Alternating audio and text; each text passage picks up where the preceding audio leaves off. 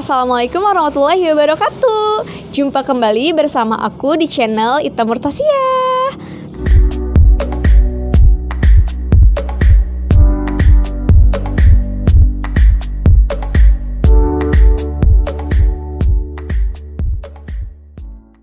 Sahabat belajar, khususnya kelas 12, pada video pembelajaran kali ini akan memasuki bab baru, yaitu tentang kritik dan esai. Kalian tahu tidak jika karya sastra tidak terlepas dari berbagai kritik dan saran.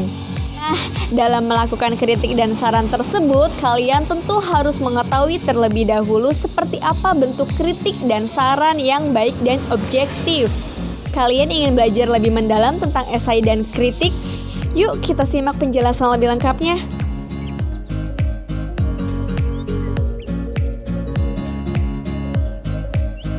Pada video pembelajaran kali ini, kelas 12 akan memasuki bab baru, yaitu menilai karya melalui kritik dan esai.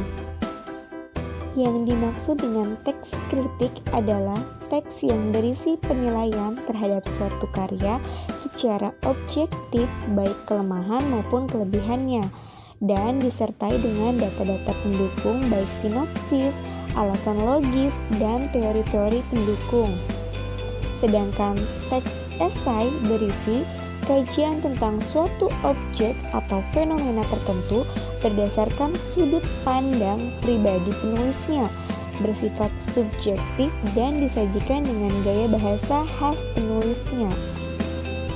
Kata kritik berasal dari bahasa Yunani, yaitu krinian atau krites, yang berarti menghakimi. Dalam perkembangannya, kritik sastra ditunjukkan untuk mengomentari atau menanggapi sebuah karya sastra. Nah, karya yang dikritik dapat berupa karya seni, karya sastra, musik, film, atau karya lukis. Perbandingan kritik dengan esai berdasarkan pengetahuan yang disajikan. Kritik yaitu penilaian terhadap karya dilakukan secara objektif, disertai data dan alasan yang logis. Sedangkan esai, objek kajiannya dapat berupa karya atau fenomena, yaitu peristiwa. Kemudian kritik, penilaiannya seringkali menggunakan kajian teori. Sedangkan esai, tidak ada ringkasan ataupun sinopsis karya. Kemudian kritik, pembahasan terhadap karya secara menyeluruh atau utuh, sedangkan esai tidak selalu membutuhkan data. Perbandingan kritik dan esai berdasarkan segi pandangan penulisnya. Kritik, penilaian terhadap karya dilakukan secara objektif. Kemudian penilaian seringkali menggunakan kajian teori, dan pembahasannya terhadap karya sastra secara utuh dan menyeluruh. Sedangkan esai, kajiannya dilakukan secara subjektif dan jarang atau hampir tidak pernah mencantumkan kajian teori, serta objek atau fenomena yang dikaji tidak dibahas secara menyeluruh.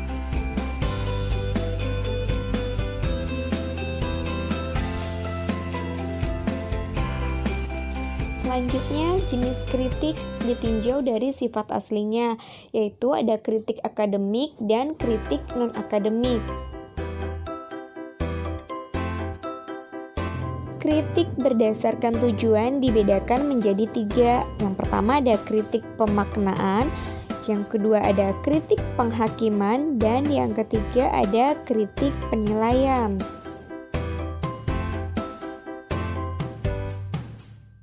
Selanjutnya ada jenis esai. Yang pertama berdasarkan tujuan penulisan, itu terbagi menjadi 5. Ada esai cerita, esai paparan, esai argumentatif, esai lukisan, dan esai ajakan. Sedangkan berdasarkan keragaman permasalahan yang muncul dibagi menjadi esai deskriptif, esai cukilan watak, esai tajuk, esai pribadi, esai reflektif, esai kritik, dan esai artikel penelitian. Kemudian ciri-ciri kritik dan esai. Kritik memiliki ciri-ciri seperti bersifat menanggapi atau mengomentari karya orang lain, menunjukkan kelebihan dan kekurangan, memberi saran perbaikan, dan bertujuan menjembatani pemahaman pembaca atau apresiator, yaitu orang yang mengapresiasi, dengan karya sastra yang bersangkutan. Sedangkan ciri-ciri esai membahas suatu masalah secara sepintas sesuai pandangan atau pribadi pengarang. Kemudian pengembangan gagasan secara bebas variatif sesuai keinginan pengarangnya, disajikan secara ringan dan santai, dan bertujuan membahas suatu masalah secara ringan tanpa harus menyelesaikan secara tuntas.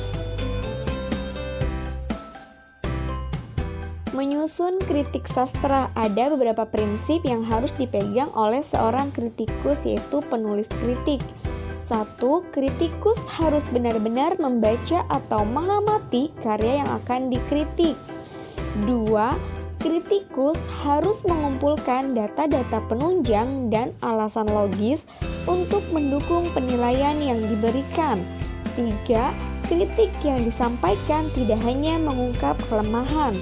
4.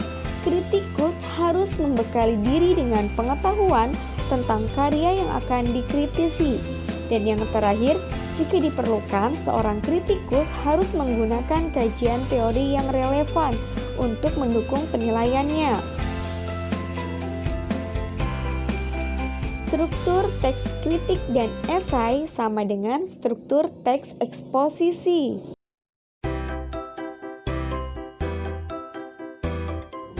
Struktur kritik sastra terdiri menjadi 3 bagian. Yang pertama ada pengenalan isu atau tinjauan karya, kemudian ada pemaparan argumen, dan terakhir ada penilaian atau rekomendasi. Pada bagian pengenalan isu atau tinjauan karya berisi identitas buku yang dikritik dan sinopsisnya. Sedangkan pada pemaparan argumen berisi hasil interpretasi. Dan bagian penilaian atau rekomendasi berisi kelebihan dan kelemahan karya yang dikritik. Sedangkan struktur teks esai terdiri menjadi 3 bagian, yaitu pendahuluan, isi dan pembahasan. Terakhir adalah penutup atau kesimpulan.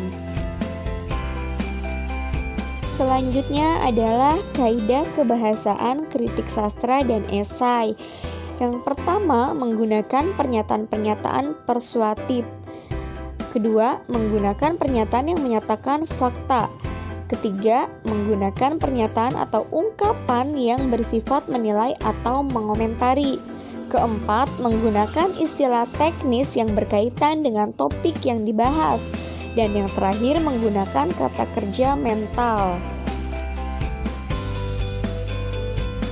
Selanjutnya, prinsip penulisan kritik dan esai. Yang pertama adalah pokok persoalan yang dibahas itu harus layak untuk diulas.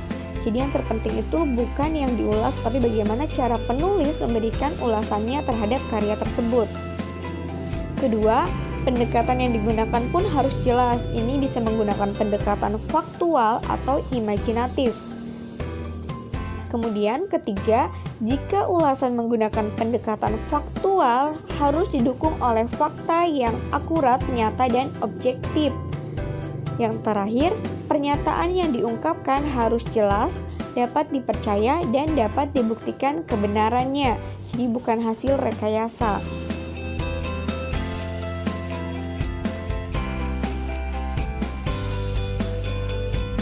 Langkah-langkah menyusun kritik sastra. Yang pertama, memilih karya sastra yang akan dibahas. Kedua, melakukan interpretasi. Ketiga, melakukan analisis.